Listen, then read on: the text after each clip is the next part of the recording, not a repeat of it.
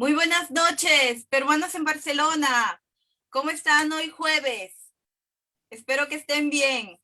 Esta noche, como lo prometido es deuda, tenemos a otro candidato a congresista por peruanos en el exterior, porque es muy importante estar informado para saber por quién se debe de votar. Entonces, hemos tenido el placer de invitar al señor Carlos Gibovich para esta noche, para hacerle una entrevista. Muy buenas noches, señor Carlos. Verónica, muy buenas noches en Barcelona. Un agradecimiento a la invitación, pues, y un saludo fraterno a todos nuestros connacionales que están viviendo, laborando, luchando día a día en Barcelona, bueno, y a todos nuestros hermanos en España toda. Muy buenas noches. Y bueno, también gracias nuevamente por permitirse en esta agenda tan apretada de darse un tiempo para hablar con nosotros, los peruanos que estamos aquí residiendo en Barcelona. Y si me lo permite, voy a dar paso a la primera pregunta. Con gusto. ¿Quién es Carlos Gibovich y por qué quiere ser congresista? Carlos Gibois es un peruano de 68 años de edad, con 3 hijos y un nieto que viven en Lima, que hace 21 años migró por razones laborales al exterior, empezando en la República de El Salvador, luego pasando a República Dominicana, y ya estos casi 9 últimos años en el Ecuador. 48 años de actividad privada, 45 años de militancia permanente en Acción Popular. Hoy día reflexioné, quise hacer un alto en el camino, quiero hacer un acto en el camino para poder dedicarme al servicio y sobre todo al servicio de mis connacionales que están en el exterior, con los cuales estos últimos 21 años me han servido de alguna manera de poderme haber tomado conciencia de la situación, porque en el Perú se vive, se ve desde otro punto, desde otra óptica, no se toma conciencia que somos 3 millones o 3 millones de peruanos que por diversas razones, ¿no? Salimos al exterior y que hoy día nos sentimos totalmente desprotegidos, ¿no? Y no vinculados estrechamente con el Estado y sobre todo con los continuos gobiernos de los últimos 36 años. Muy bien, muy bien. Muchísimas gracias. La segunda pregunta, existe mucha desinformación sobre las elecciones. Se dice que los peruanos en el extranjero elegiremos nuestros propios congresistas. ¿Qué ha cambiado con respecto al proceso anterior? Yo creo que ha sido un paso importante, ya que hay que rendir homenaje y tributo a una generación de luchadores peruanos en el exterior que han desde diversas trincheras en Europa, en Estados Unidos y en el Asia y también en Sudamérica, pues han durante 15 o 20 años han luchado permanentemente para que los peruanos en el exterior tuviéramos una representación en el Congreso Nacional. Hoy día lo llamamos Distrito 27, Región 27, como la queríamos llamar, pero que aglutine a todos aquellos peruanos que por, digo, 3 millones, 3,5 de millones de peruanos que estamos en el exterior, que siempre estuvieron votando por congresistas de la región, digamos, Lima Metropolitana. Y en esta oportunidad, pues Lima Metropolitana disminuyó en dos opciones, dos curules, y esas dos curules se nos las dieron a nosotros como peruanos en el exterior. Claro, habrá todavía algunos que todavía decimos, pues es poco, 2 es poco si uno guardara la proporcionalidad que existe de los connacionales que vivimos fuera. Pero yo digo, las grandes conquistas se logran a pasos pequeños. Ya dimos el primer paso, esperemos que el 2026 tengamos mayores representantes. Y si progresa lo de la bicameralidad, que es un planteamiento que hemos hecho de volver a regresar a un Congreso bicameral, pues en ese Senado, o como se le quiera llamar, también tendría que haber representantes de los peruanos en el exterior. Muy bien, muy bien. Una tercera pregunta. ¿Qué propuestas tiene usted para los peruanos en el exterior? Yo creo que primero que hay que ver que todas las realidades no son iguales o similares, ¿no? Obviamente, digamos, los peruanos que viven en Barcelona probablemente tengan algunas prioridades, digamos, diferentes a las que los peruanos que viven en Buenos Aires, o los peruanos que viven digamos, en Tokio, o los que puedan vivir en Sydney, digamos, en Houston, en Estados Unidos, ¿no? Pero si hay alguna propuesta, digamos, que he podido recoger y reafirmar, enriquecer en este peregrinaje virtual de los últimos meses, es que necesitan, exigen y quieren, ¿no?, realmente consulados al servicio de ellos, ¿no? Que los consulados se conviertan en instituciones de real servicio a los connacionales. Hoy día todos sabemos que el consulado es como decir, es la presencia del Estado al lado en las comunidades mismas, o al lado de las comunidades, pero lamentablemente pues esa función no se ha cumplido. Lo sentimos muy lejos, la tramitología es a veces absurda, los costos a veces no responden a la realidad de los peruanos que estamos fuera, pero sobre todo creo que es un tema de actitud, ¿no?, y de formación. El servicio diplomático tiene que ser reformado, tiene que haber toda una reingeniería para que formen cónsules o funcionarios para llegar a ser cónsules. Formamos funcionarios para ser embajadores, pero el cónsul es un servidor público diplomático 7/24, donde tiene que no solamente dedicarse a la termitología, sino también a atender problemas de tipo legal, de tipo social y de otra índole, porque eso es estar al lado de la comunidad peruana. Entonces, eso es lo que tenemos que entrar a una digitalización del servicio consular, de repente separar las carreras a nivel diplomático, la formación consular de la formación diplomática, por decirlo así, en la carrera de embajadores, fortalecer los consulados mediante personal no diplomático, que realmente entienda que ellos son servidores también. Hay que revisar si son debidamente, digamos, remunerados. Puede ser que haya algunos temas que no son adecuadamente remunerados, pero sobre todo hay que preocuparse por capacitarlos y sobre todo por motivarlos, ¿no? Ellos son la ventana, ellos son la imagen del consulado con los connacionales, y debería haber una total 100% actitud de servicio a favor de todos nosotros. Muy Esa bien. como primera propuesta, ¿no?, que digamos transversal. Obviamente tenemos otra, si me permite, podría extenderme en 4 propuestas más. Sí, por supuesto. Uno es, estamos impulsando la implementación de lo que hemos llamado Casas Perú en el exterior. Esto nació como un concepto de Casa de la Cultura, pero que poco a poco fue enriqueciéndose con diálogos que hemos tenido, sobre todo con peruanos en el Japón, algunos peruanos en Brasil, ¿no?, en el sentido de que esto fuera mucho más amplio, no solamente difundir la cultura, sino también digamos, ofrecer otros servicios. Entonces, al final hemos definido la Casa Perú como un lugar de reencuentro de nosotros, de los connacionales, ¿no?, con eso sí, con nuestras costumbres, con nuestra cultura, con nuestras artes, con nuestra literatura, ¿no es cierto? Y que a su vez también sea un lugar donde podamos recibir a los, digamos, a los pobladores o a los ciudadanos de las ciudades que nos acogen para transmitirle nuestra cultura. Y adicionalmente brindar servicios educativos, dar esta asistencia social que no tienen los peruanos en el exterior y dar asesoría jurídica.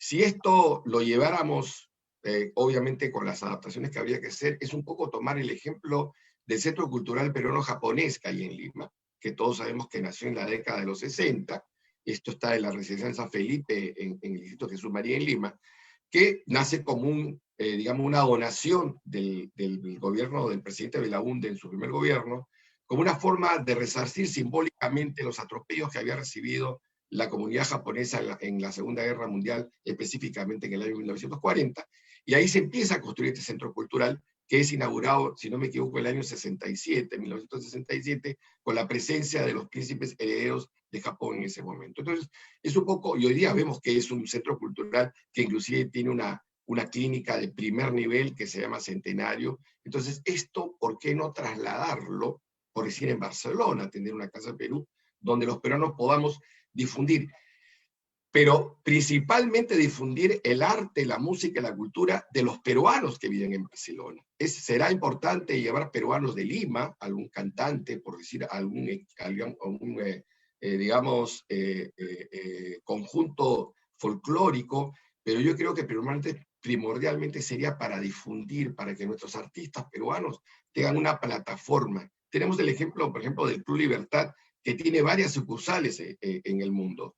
¿Por qué no le damos la posibilidad de que la Casa Perú sea una plataforma donde el Club Libertad pueda desarrollar más cómodamente, espaciosamente y con mayor efectividad el difundir la marinera norteña, por tocar uno de nuestros 70 u 80 expresiones de danza en el Perú, porque ahí somos riquísimos, como en la comida, ¿no? Otro tema que estamos planteando es el que los peruanos que vivamos en el exterior podamos accesar al crédito hipotecario en el Perú, mientras estamos residiendo o laborando en el exterior. Hoy día esto no es nuevo. Ya hay 2 o 3 entidades financieras peruanas privadas que lo ofrecen, pero con una pequeña letrita abajo que dice solo para residentes en Estados Unidos y Canadá. Y obviamente la comunidad japonesa tiene lo que se llama la Cooperativa Pacífico, que hace lo mismo para los peruanos que viven en Japón.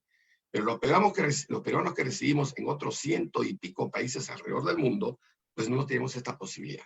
Crédito hipotecario a 20 años, con una tasa fija, a través del Banco de la Nación. Todos sabemos que hace un par de meses, se creó la cuenta DNI. Cada peruano tiene derecho a tener una cuenta en el Banco de la Nación que se llama cuenta DNI, solamente por el hecho de tener el DNI. Eso sería una forma ya de poder canalizar esto. Y a cada peruano se le evaluaría crediticiamente por su situación, ¿no?, en el país donde reside. Es decir, demostrar los ingresos que tiene en el país donde reside, los impuestos que paga, y en base a eso se podría hacer una evaluación del crédito. Lo que queremos formar son propietarios. Que los peruanos en el exterior puedan ser propietarios, sea de un departamento de clase media, sea de una vivienda de interés social, y esto concadenarlo con los programas de vivienda que siempre Acción Popular en sus 2 gobiernos estableció. Es decir, no habría las posibilidades para todo peruano que pudiera justificar un nivel de ingresos registrado, ¿no es cierto?, a través de boletas de remuneración o pagos de impuestos en el país donde reside. Obviamente se ha hablado mucho de la implementación del voto postal en los últimos meses con mayor fuerza.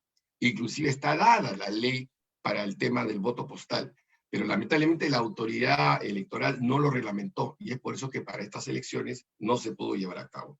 Nosotros planteamos que ya deberíamos ir tal vez ya al voto electrónico, o precisamente mejor al voto telemático. ¿Esto qué quiere decir? Que usted con su tablet, laptop, teléfono o cualquiera de estos medios, usted pueda emitir su voto, usted pueda ejercer su derecho a elegir candidatos de elección popular.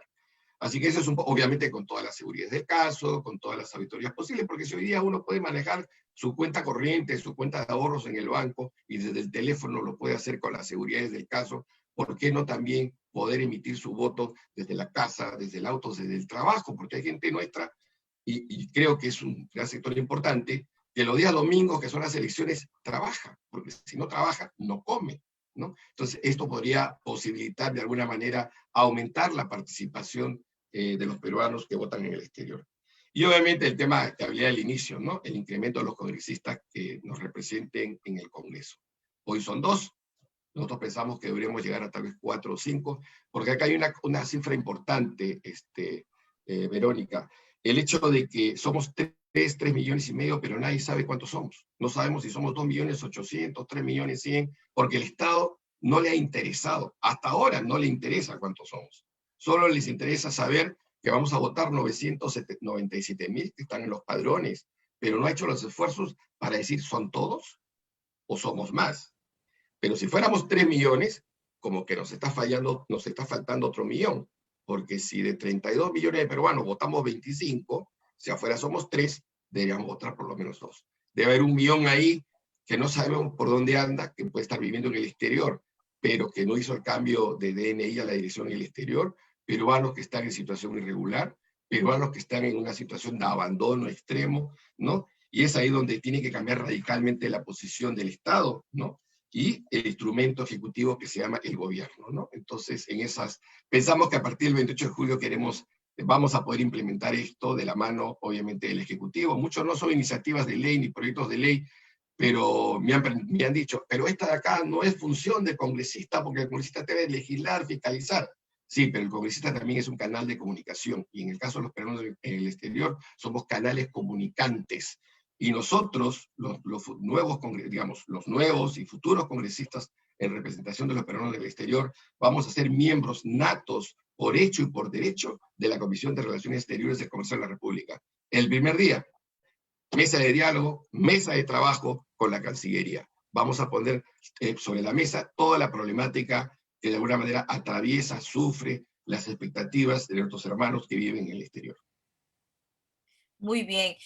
Quiero transmitirle que creo que hablo en nombre de la mayoría de los peruanos residentes aquí en Barcelona, que no es que la gestión del consulado esté mal, sino que nos sentimos un poco abandonados, nos sentimos lejanos de ellos, no los sentimos cerca, sentimos que se pueden mejorar muchísimas cosas. Es tan importante también hacer consultas a los residentes de qué se puede mejorar, de qué podemos mejorar, porque realmente durante la pandemia ha habido muchísima gente, muchísimos compatriotas que me han escrito y yo soy una simple persona que creó este grupo con el único objetivo de poder ayudarnos entre todos hace 5 años, sin imaginarme que llegaríamos a este número de miembros, me escribían, oye, me he quedado aquí, justo he venido a iniciar una nueva vida, me he acabado los ahorros, no tengo qué comer. Era una situación crítica y nos hemos visto como abandonados, ¿no? Estas personas han tenido que dormir en la calle, bueno, horrible, no le puedo transmitir más. Mira, Mira, Verónica, yo creo que es lo que tú narras, lo que tú graficas, yo me lo imagino porque yo lo he visto en Quito. Yo vivo y laboro en Quito, como te he explicado, los últimos, van a ser 9 años. Y sí, sí, hemos sentido, ¿no? Cómo se buscaba la forma de comprar ciertos víveres no perecibles para nuestros hermanos que viven en el sur de Quito, para que de esta manera por lo menos pudieran paliar la cuarentena. Mira, cuando uno analiza, y a veces da ira y da rabia, porque este es un Estado indolente. Y mira que digo Estado, no digo gobierno, porque han sido varios gobiernos, estos últimos gobiernos, no indolentes. Yo me pregunto, en Perú, ahora estoy en Lima desde hace 10 días, porque me vine al cierre de la campaña para estar al lado de nuestro candidato presidencial, Johnny Lescano, y te digo, ¿qué ministro o el presidente de la República en algún momento se ha preocupado, ha declarado, ha dicho, ha habido una actitud de decir cómo está afectando la pandemia a esos 3 millones de peruanos que estamos afuera? A nivel de trabajo, ¿se han preocupado si estamos siendo vacunados o no? Si estamos dentro de un sector priorizado, digamos, priorizante en alguna medida.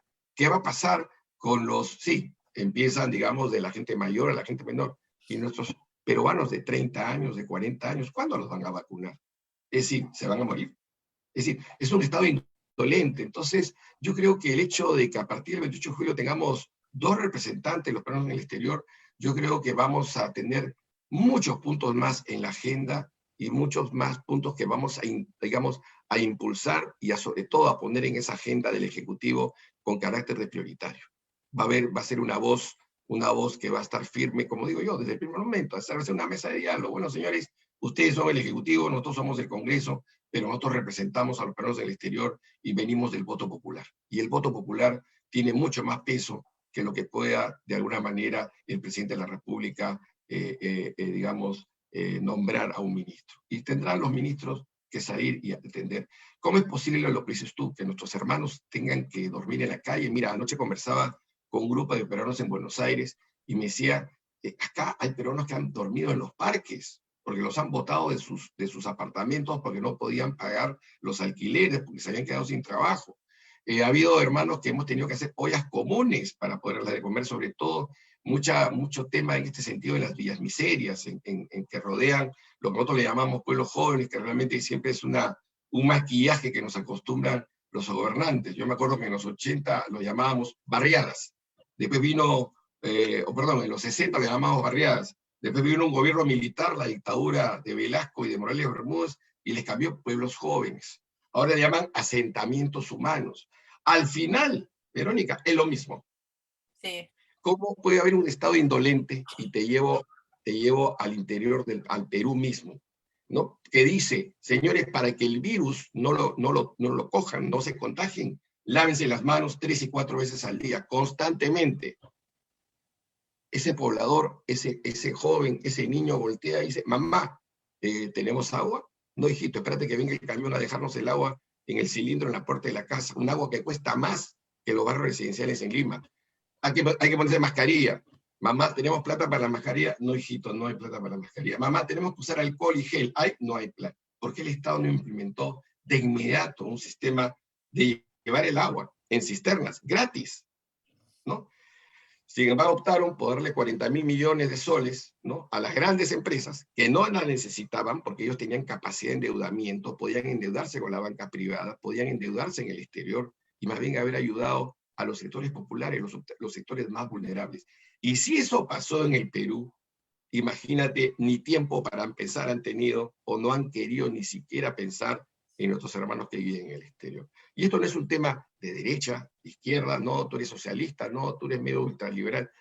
Este es un tema humano, ¿no? Y eso es lo que planteamos en Acción Popular a partir del 28 de julio, un gobierno humano, donde el hombre sea centro de nuestras decisiones. Muy bien, muy bien. Muchísimas gracias. Es que es nuestro sentir. Los peruanos en el exterior nos sentimos un poco abandonados de nuestro país en todos los aspectos. Ya sería alargarnos y pasarnos toda la noche hablando. Pero me ha entendido y creo que los miembros nos han entendido de cuál es lo que usted desea hacer concretamente, todas las propuestas que nos ha comentado. Y si me permite, vamos a ir por la cuarta pregunta. Señor Carlos, ¿qué hará usted para combatir la corrupción? Yo creo que hay dos aspectos que hay que trabajar. Un aspecto a corto plazo y un aspecto a mediano plazo, si se quiere decir. A corto plazo, obviamente, está el tema punitivo. Hoy día, inclusive, desde mayo del año 2020, se presentó un proyecto de ley a través del cual todo alto funcionario que cometiera, que fuera, digamos, de alguna manera sentenciado por actos de corrupción, y cuando me refiero a alto funcionario, no solo del Ejecutivo, sino también vocales supremos, fiscales supremos, digamos, superintendentes, etcétera, tenían muerte civil y cadena perpetua. Pero digamos, es la parte punitiva. Pero sabemos que en el fondo todo lo punitivo viene después que ya se produjo el acto de corrupción y que muchas veces eso pues, se convierte en letra muerta. Entonces planteamos, por ejemplo, una medida práctica que queremos establecer. Hoy día en el Perú tenemos la SUNAT, la Superintendencia Nacional de Administración Tributaria, que se encarga de recaudar los impuestos productos del impuesto a la renta, del impuesto a la venta, producto de impuestos aduaneros, etc. Lo que nosotros planteamos es una SUNAP, es decir, una Superintendencia Nacional de Administración Presupuestaria. Tendríamos dos entidades totalmente autónomas, una que recauda y la otra que administra, entidades técnicas. Y la que administra los recursos, digamos, el presupuesto, le dé prioridad a la inversión y luego hacia el gasto corriente, digamos, que no es necesariamente, que es menos, digamos, no es que no sea importante, pero que hay que priorizar la inversión porque en la inversión, sobre todo en infraestructura, hay que dar trabajo. Eso como una medida. Y la otra, que es la de mediano plazo, Verónica, que es volver a crear ciudadanía. Hemos perdido en el país la ciudadanía y eso lo vemos. No hay valores, se han perdido las conductas y uno lo ve en el día a día, ¿no? Yo tengo algunos años más que tú eres una mujer bastante joven, y en mi época recibíamos educación cívica. En mi época recibíamos instrucción premilitar. No quiero decir de que hay que volver a dar instrucción premilitar a nuestros escolares, pero yo creo que estos dos tipos de educación nos formaban en valores. Cuando salíamos a la calle había que dar pase a la dama, o había que darle la preferencia al niño o al anciano, pero hoy día se trastocó todo, y entonces no hay ciudadanía. Yo me pregunto, y nos deberíamos preguntar, ¿cuántos de nosotros hemos leído la Constitución del Perú? ¿Cuántos artículos tiene la Constitución? ¿Cuántos capítulos? No dice que de paporreta, como era en mi época, se aprenda la Constitución, pero por lo menos, a ver, la Constitución tiene cientos y tantos artículos, tiene más o menos tantos capítulos, éxito. Entonces, hoy día cuando hablamos de cambiar la Constitución o modificar la Constitución, yo siempre digo, ¿quieres modificarla? Sí. ¿Qué? ¿Qué artículo? No, pero quiero cambiarla. No, ¿qué artículo quieres cambiar? Y cuando me mencionan el artículo, digo, ¿cuál sería tu texto sustitutorio? O sea, no hablemos por hablar. Y es cierto también que por no saber la Constitución, que nos deberían enseñar desde el colegio, así como nos enseñan el himno nacional, ¿no es cierto? Y nos enseñan cuáles son las efemérides patrióticas, ¿no es cierto?, o nacionales, deberíamos saber cuáles son nuestros derechos. Claro, todos salimos a veces con 99% justificadamente a protestar a las calles, exigir nuestros derechos, derecho al agua, derecho a la carretera, pero nadie se pregunta en el siguiente artículo cuáles son nuestros deberes y obligaciones, porque los derechos van acompañados de deberes y obligaciones. Y entonces si tenemos ciudadanos, entre comillas, que cumplen los 18 años, pero no cumplen 18 años, y le dan su DNI, ¿y a eso es ser ciudadano? No. Ciudadano es, espérate, no te has aprendido la lección. ¿Qué es la Constitución? Se habla de la economía social de mercado. ¿Sabemos qué es la economía social de mercado? ¿No? Y entonces ahí es donde yo digo, hay que volver a formar ciudadanos, pero esta vez ya no solamente con educación cívica. Digamos, al escolar, al universitario, al joven, le tenemos que dar educación tributaria, le tenemos que dar educación financiera, le tenemos que dar una serie de educaciones adicionales para que el día de mañana, cuando vayan a un banco a pedir un préstamo, un emprendedor joven, sepa escoger cuál de esos préstamos le conviene o no le conviene. No lo agarren, como decimos criolamente, de cholito, sino espérese un ratito, no me conviene esa tasa de interés, quiero tasa creciente, decreciente, cuotas iguales, cuánto me va a dar a usted de plazo libre, etc. Entonces yo creo que ahí el Estado tiene un rol importante. Y el artículo 58 de la Constitución lo dice claramente cuando define la economía social de mercado. La iniciativa, respetamos y estamos de acuerdo en la iniciativa privada, pero hay sectores donde el Estado tiene que estar presente, y uno de esos es la educación. Y ahí es donde tenemos que estar, ¿no? Si uno retrocede 40 o 50 años hacia atrás, nos hemos olvidado que la educación pública era de las mejores. Teníamos las grandes unidades escolares, teníamos el Colegio Guadalupe, teníamos la Universidad de San Marcos, la Villarreal, etcétera, universidades de primer nivel. Hoy día hemos hecho fracasar el modelo estatal para darle prioridad a la educación privada. Hoy, el otro día conversábamos con una pareja joven y me decía que apenas se enteraron. Le dije, yo pregunté, ¿y ustedes cuando se enteraron que iban a nacer su primer niño, qué es lo primero que se le vino a la cabeza? Colegio.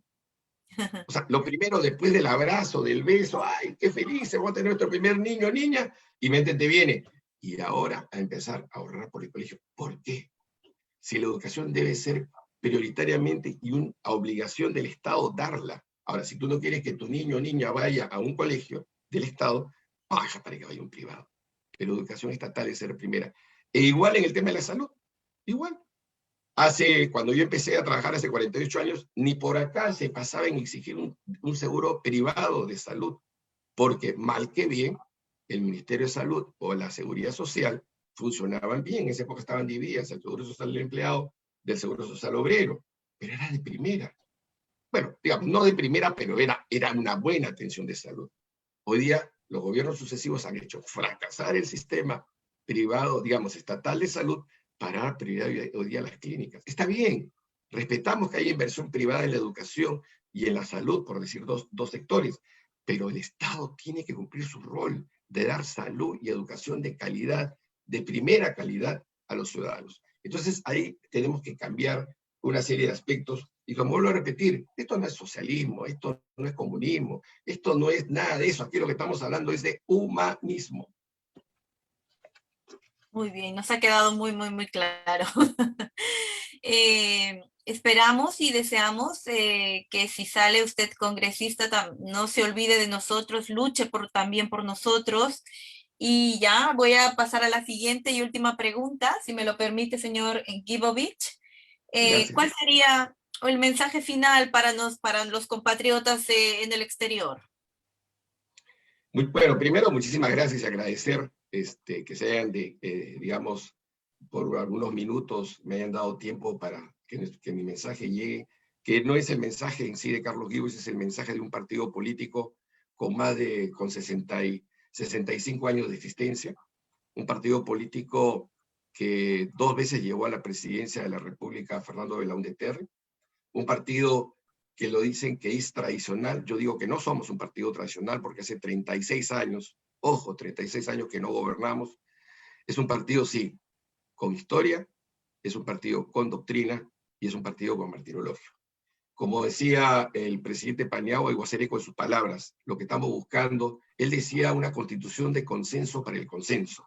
Nosotros buscamos a partir del 28 de julio un gobierno de consenso para el consenso, donde todos los peruanos, una vez acabada esta ley electoral, todos de nuestras diferentes posiciones ideológicas pensemos en el Perú y impulsemos esta patria tan golpeada y que en los últimos años hemos visto un espectáculo donde se ha primado el interés particular y de grupo. Así que en ese sentido, yo lo único que quiero es, de alguna manera, pedirles que vuelvan a confiar en nosotros, por tercera vez, ¿no? Que este 11 de abril, pues marquen las 3 lámparas de Acción Popular, y en mi caso particular, escriban el 1 en el casillero para congresista de la República, en representación de mis hermanos del exterior, para poder defender sus derechos y sobre todo protegerlos de aquí para adelante.